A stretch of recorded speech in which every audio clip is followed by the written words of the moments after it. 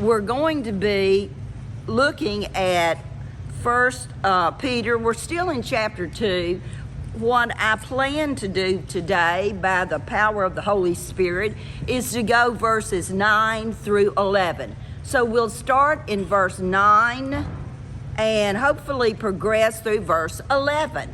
But so we're going to begin in 1 Peter chapter 2 verse 9. And I wanted to play a song for y'all. I had a song all picked out yet again. And this song is one that we sang years and years ago. Now you'll notice verse 9 says, "But you are a chosen generation." Now, does anyone remember a song that we sang back in the day at the old church about chosen generation?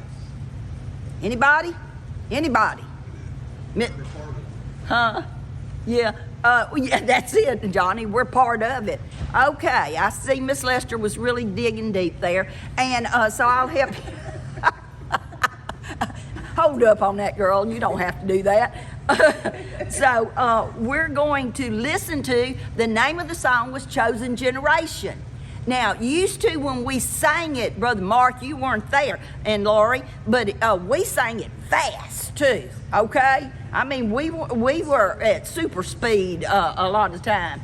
And so anyhow, so this is going to be like super speed, and so you may not hear it because it'll go so fast, but I'm going to try. Here we go. Let's give it a shot.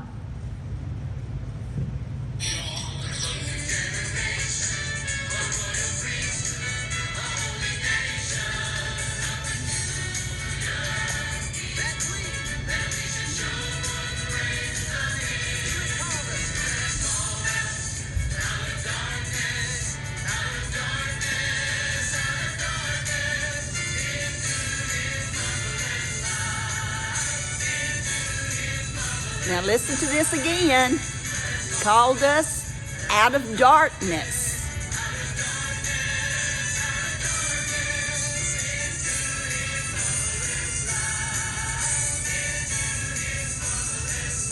One more time.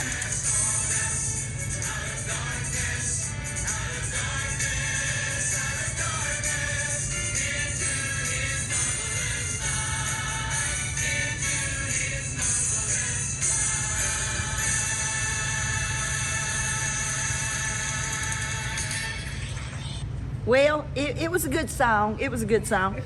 It was good when we used to sing it. But it says, the last part of it, it repeats it 3 times.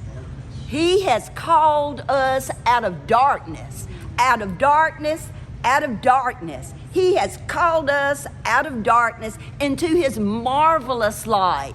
So today we are going to be talking about that, about being called out of darkness into his marvelous light. And we know that that light we are talking about today is the light of Jesus Christ. We have been called out of a darkness, and we have been called into the light of Jesus Christ. And so this morning we will be talking about that, and we're going, here is my prayer. Here is my prayer. I pray this, not every day, but I pray this on a number of times. I pray this, okay, on a regular basis. And it is this: Lord, today, that you would illuminate Jesus Christ through me. You know, the only thing the world needs today is Jesus Christ. You are a chosen generation. You've been called out of that darkness. You have been called into his marvelous light. You are here. But not everyone that will hear this is going to have been called out of that darkness into his marvelous light. But my prayer is, illuminate through me Jesus Christ, because he's the only thing that I have that other people really, really, really need. He's the only thing you have that other people really, really, really need. They need Jesus Christ. And then, look, it's not enough for me to pray that for myself. I pray that over the church. I pray it over the chosen generation. I pray it over all of us that have been called out of darkness. Lord, through your people today, your people called by your name, that you would illuminate Jesus Christ through us in America, in Natchitoches, in Louisiana, across this earth, that you would illuminate through your people Jesus Christ. But you know what we need? We have to have a desire. We have to be we have to have an awareness that we need to be that light. We need, look, good news. You have the Holy Spirit of the living God living in you. He lives in me. He's going to do his job. He is going to remind us. Illuminate Jesus today. People need Jesus today. He's going to do his part. All we have to do is to yield our will to his. And his will is, Brother John, that we be that light, that the Spirit of God would illuminate through us.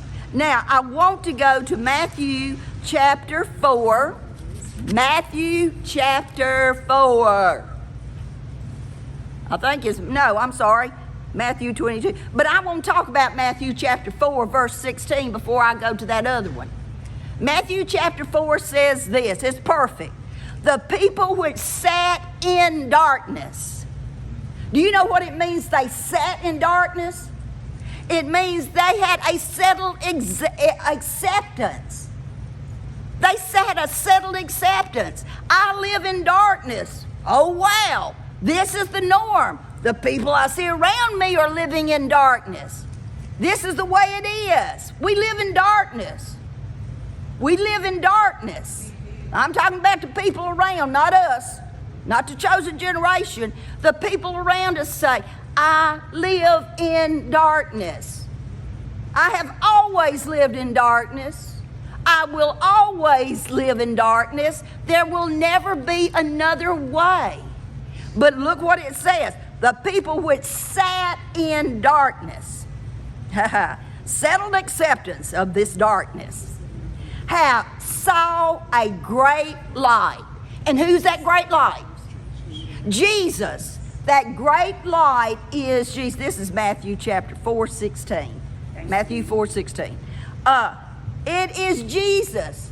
When they saw you, when they saw Brother Mike over there, when they saw Brother Johnny there, when they saw Brother Mark and Laurie and all that's in here this morning, my friends here on the front bench here, pew, my friends on the front pew over here, and I know y'all's names. But anyhow, they saw a great light, and guess what? It was shining through us. That great light. They were sitting there in their darkness. They didn't know they were in darkness. They just thought that's the way life was. Look, my husband used to say it a certain way. Life is and you know what? I'm not going to go any more from that.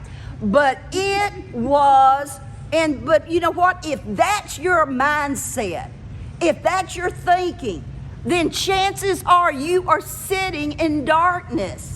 You have a settled acceptance that this is the way it's going to be, and it has to be, and it'll always be.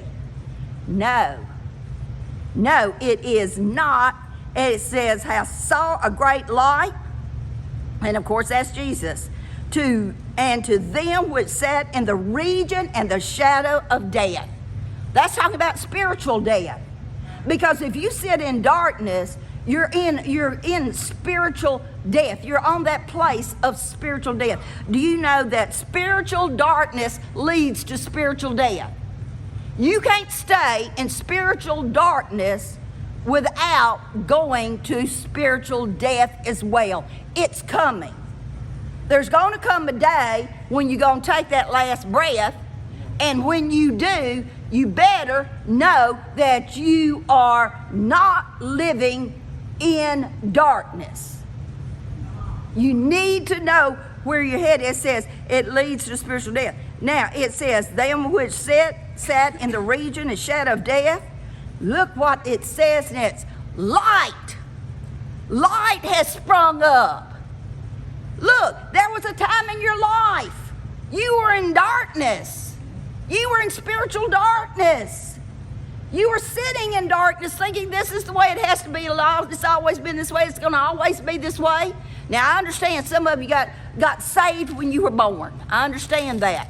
I got saved young as well.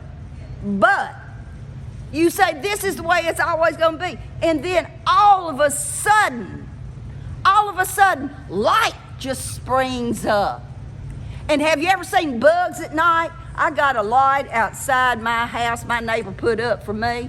He meant for everything within 5 miles to be illuminated. That's what he meant. Don't be calling him. He's got you a light out there. It's like a searchlight out there. But look, you know what happens? Bugs come to it. Bugs come to it. You know what? They're coming from the darkness to the light. If we are illuminating the light of Jesus, people, when they're in that darkness and they know that they need something, they're going to look toward the light. Look toward the light. Look, have you ever noticed that you can be in a dark place, like one match, and what happens? It illuminates, doesn't it? You may not be able to see everything, but you're going to see something. So it illuminates. Light has sprung up. Now, 1 Peter chapter 2, verse 10. 1 Peter chapter 2, let's go to verse 10.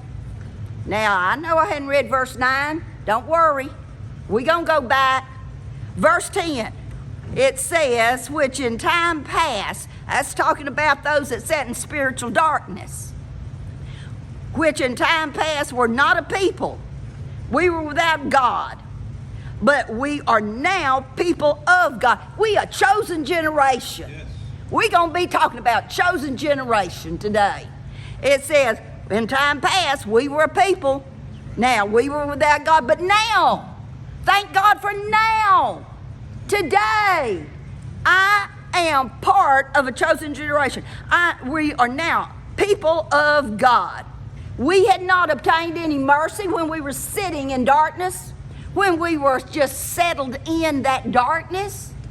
We had not obtained mercy. We didn't know there was mercy. We didn't even know. But now we have obtained mercy. You know where the mercy came from? It came from the grace. It came from the grace that Jesus provided at the cross. From the cross, the mercy, the grace, and it brought mercy to us. Mercy and grace is both a product of the cross. The precious blood that Jesus shed provided all of this for us. Yet by our faith, Johnny, thank you for not forgetting that. By our faith. You see, those that are sitting in darkness, in that place of settled acceptance, they don't have that faith.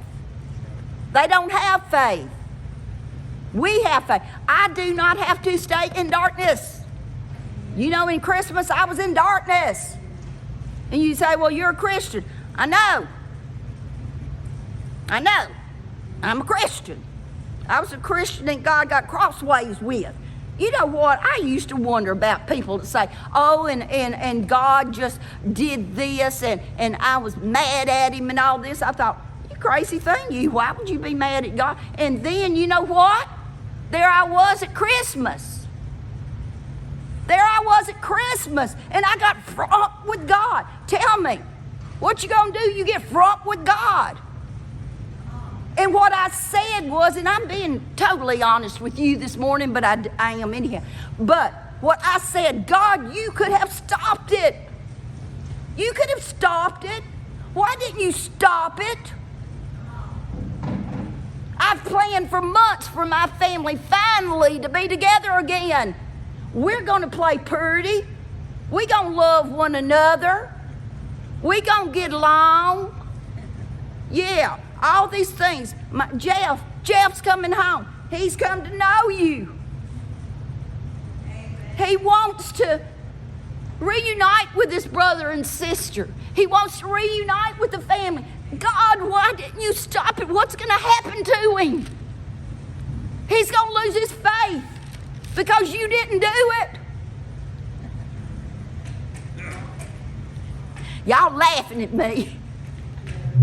I can laugh at me now, but I'm going to tell you one thing. I wasn't laughing then. There was a grief inside. I had COVID. I got COVID first, and then I had all my children within I could walk to most of them. I was so close, and could not see them. My heart was broken.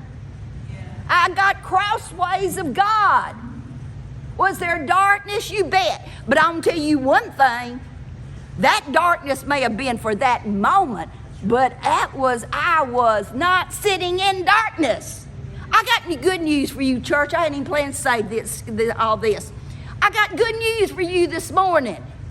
You may have times of being in darkness. You may have times of being disappointed because God didn't do what you thought he was going to do. I want to tell you something about that. I was over here with my puny little man plans, thinking I had it all mapped out the way things were going to go this Christmas. I'd already picked me a song out before we open gifts. They always expect me to say a little something. And so I had me a little message. I was going to speak to the children and grandchildren. I had goodness of God. We were going to listen to the goodness of God. I was going to talk about the goodness of God. And I thought, surely, God, you would have wanted me to do that. Oh, we got a great big God. You over there with your little puny man plans, woman plans, and God's over here with his great big God plans. Great big God. I'm not going to go into everything, but look, I'm going to tell you, while I was not sitting, I was not that far down, gone. But while I was over there, my children thought I was going to die because I had COVID. And I thought God wouldn't let me die like this, that's for sure. No, I'm joking. But while I was over there, God was doing big, huge God things in my son's life. Let me tell you what I saw about my son, about Jeff, who's come back to the Lord. Let me tell you what I saw about him. He was steady as she goes. You ever heard that nautical term? Steady as she goes? It means you just stay straight ahead. My son, while I was flying all over in emotions and feelings and all this stuff, my son was steady as she goes. Steady as she goes. He never missed a beat. He never missed a step. He kept right on trucking. Right on trucking in his faith, not giving up. Not throwing in the towel on God just because God didn't do it the way he thought he was going to do it. Let me tell you, you may have times there. You may have times of sickness and you're there. You may have times of dealing with whatever's going, death, and you're there. You may have times that you're there. But let me tell you one thing. I was listening to Kathy sing this morning. God has another plan. I'm going to tell you always, our God, this God that we are chosen by, has another plan for your life. He's never without a plan. And guess what? It's always a better plan. It's always a better plan than the plan you had. It's a good plan. It's a good plan. Now, in times past, you were people that were in darkness. You were called out of that darkness into his marvelous light. And we're going to look at verse 9 now. Let's go back. 1 Peter chapter 2, verse 9. Verse 9. Here we go. Here we go. Now, you better be glad that I know I cannot sing and I'm not going to try it, okay? Be thankful. God has blessed you. It says in verse 9, but you are a chosen generation. You are a chosen. You were chosen. generation, a royal priesthood, and we're going to talk about all this, a holy nation, a peculiar people. Boy, did I ever identify with that. Yes. Peculiar, yeah, I think so. Which, it says, a peculiar people. But here's the reason, and we started this, that you should show forth the praises of Him. That we should show forth the praises. You know what people should be seeing through us? The praises of God. The praises. When the praises go up, they should be seeing praises. That you should show forth the praises of Him who has called you out of what? Darkness. He's called you out of darkness. I may visit darkness, but I don't live in darkness. I no longer sit down in darkness. I may visit darkness, but you know what? My address has changed. I no longer live at that address. I no longer live in that dark address. I may visit there sometime, Miss Lester, but I'm not going to live there. I'm not going back. I'm not going to live there. You know why? Because I know I'm a part of a chosen generation, part of a royal priesthood, and part of a holy nation. And I'm peculiar. Amen. I'm just peculiar as can be. Yes, I like peculiar. I like peculiar. Yeah, it made me feel good when I read that. And so, this is where we are. Now, here's what we need to understand this morning. Because this, and I think you do, but not everyone does. When we say we are a chosen generation, that means we are part of a new race of people. You are a race of people. You know what you are a race of? You are a race of believers. Bottom line this morning, we're talking about being a believer in Jesus Christ. So you are part of a race. You're no longer black. You're no longer white. You're no longer Hispanic. You're no longer just American. You are any culture. You are any age. You are any gender. It does not matter. You are part of a chosen generation. And look, church, we don't need to get this messed up. We don't need to get it messed up. You see my brothers and sisters that are any color, and I've known, I hadn't traveled very much. But I have known parts of the chosen generation that were black. I have known parts of the chosen generation that are white. I have known those that were Hispanic. Some of my best friends are in different colors. I don't know very many Asian, but it doesn't matter. I can go to any nation on the face of this earth. Joshua went to South Africa. Guess what? There were some who were of the chosen generation. Chosen generation. It goes above and beyond. The generation that we live in, chosen, goes above and beyond all the other things that make us who we are. It goes above that. We are part of a chosen generation. So now, Miss Carmen, I was thinking the other day, we're going to go to Matthew 22. That's what I was going to say. Matthew 22, because I want us to see. The other day, for whatever reasons, I think I was praying for a young lady in our family. And all of a sudden, this thought came to me. Sometimes there comes a time when a young man and a young woman meet. The young man falls head over heels in love with that young woman. He wants her to be his wife. So he proposes to her. Now, here's the deal. That young woman, or old woman, sometimes it's an old woman, but nevertheless, that lady Although he's head over heels in love with her, he would give her everything he has. He wants to bless her. He wants to love her. He wants to protect her. He wants to take care of her. He wants to be a shelter to her. He wants to do all those things for her because he loves her so much.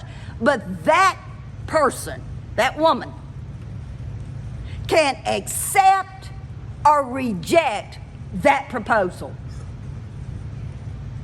She can accept it. She can reject it. And that is exactly where we are when we're talking about this chosen generation. In Matthew 22, verse 1, it says, and I'm going to go through it quickly, it says, and Jesus answered and spoke unto them again by parables. This is Jesus talking. Let's listen to what Jesus said and said. Now, Jesus is talking to the religious leaders of Israel right now. He's not going to always be talking to them, though. The kingdom of heaven is likened to a certain king, and this is talking about God the Father, which made a marriage for his son. This is talking about the Lord Jesus Christ. Remember, I was talking to you about that thought I had about a man proposing to a woman because he desperately loved her and everything.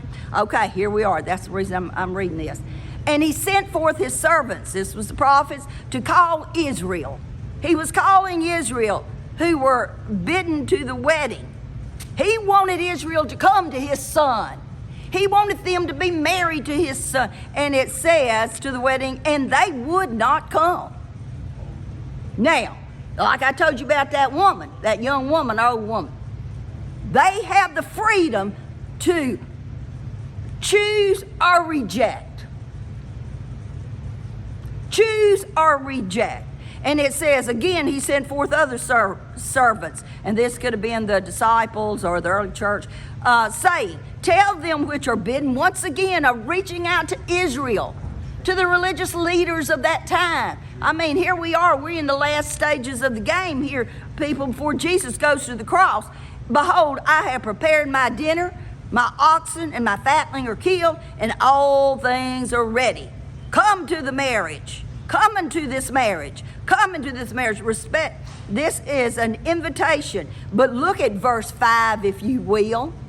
Verse 5 says, and when I looked at that this morning, you know what? I thought, that kind of makes me sad a lot.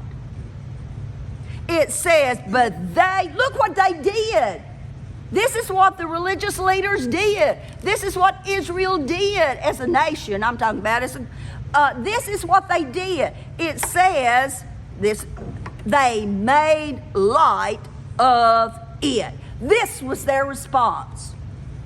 You know, I thought again about that lady we've been talking about. You know what? It'd be one thing if she just simply refuses that man that loves her desperately to his face. But then when she goes out and she talks and makes light of that proposal, there's a problem. There's a problem. And it says they made light of it. And look what they did. They went what? Their way. They went their way. Everyone who comes under the sound of the word, they make a choice. They can make light of it, and you know what? We can't imagine people making light of the word of God, but you know what? They do. People make light. They make light of you. Do you honestly think everybody is thinking you're wonderful? No, you're peculiar. That's probably what they say. You know that person right there, they just peculiar. You're strange. You're just plain strange. Doesn't make sense. Doesn't make sense. Yeah, too spiritual, that's it. Too spiritual. And it says they made light of it, and then they went their way. They went their way. They went their way of self-righteousness. They went their way. And it says, one to his farm, another to his merchandise. In other words, it's ho-hum, ho-hum. Life, just life as usual. Nothing different here. And verse 6 says, and the remnant, this was Israel, that took his servants and entreated them spitefully. And when the king, this is Heavenly Father, heard of it, he was wroth. And he sent forth his armies and destroyed those murderers and burned up their city. This happened in 70 A.D. Titus and the Roman armies destroyed Israel. You know, now look, you know I'm not God, okay? And I thought, yeah, well, tell him that one more time. Make light of him one more time. Go ahead, I won't see you do it again. You know, that's human thinking. That wasn't God. That wasn't God. But I thought, you made light of him. You killed his servants. You did all these things. And yet you thought there would be no repercussions. You were going to go your own way and do your own thing, and there would be no repercussions. And it says in verse 8, then said he to his servants, this is God talking again, the wedding is ready. Did God call off the wedding just because Israel would not accept him? God did not call off the wedding. He said, the wedding is ready, but they which are bidden will not. Go ye therefore into the, here's where we get in, church. Chosen generation. Go in the highways, go into the byways, and as many as you shall find. Hey, Irish Young, I'm sounding like the teacher I used to be, aren't I? When you could hear me from your classroom. Girl, I'm out of practice, is all I can say. And it says, shall find. Go in as many as you shall find. In other words, go into all the world. All the world. Whosoever will may come now. But let me tell you something, just in case you think you were an afterthought, no, you were not. From the foundation of time, it was God's plans that the Gentiles would be a part of the marriage. Always. You weren't just what was left over. No, you just happened to be the one that came to be a part of this chosen generation. So those servants went out the highways and they gathered together all, as many as they found, and the wedding was furnished with guests. And when the king, this is God the Father, came in to see the guests, he saw there was a man there. And that man wasn't wearing a wedding garment. Oh my! You know what? The king furnished the wedding garments. It wasn't like, oh, well, I can't afford one. Still, you didn't have to afford it. He provided it.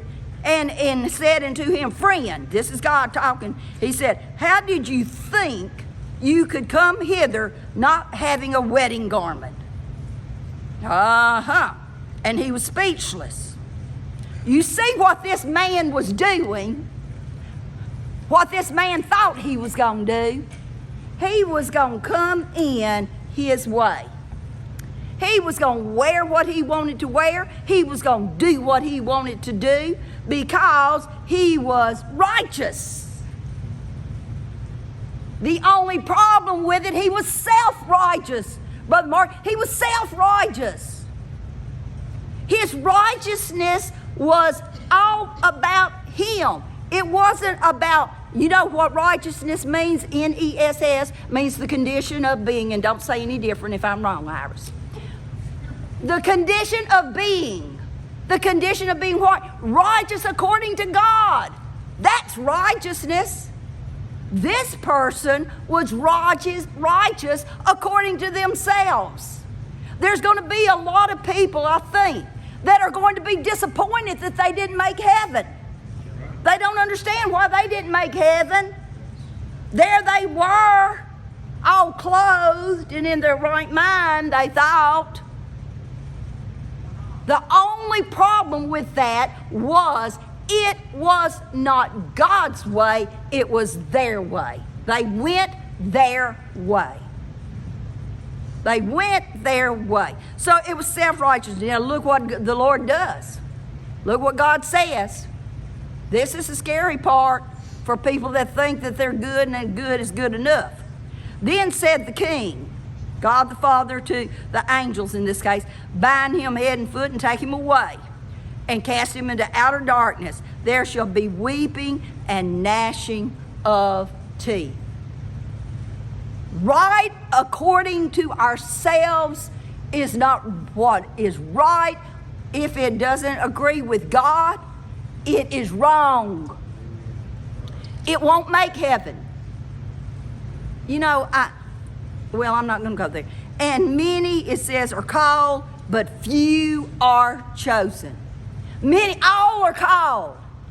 And where it says few are chosen, that means few chose to do it His way. And that's through Jesus Christ. There is no other way. Now, chapter 22. I want us to look at this right quick.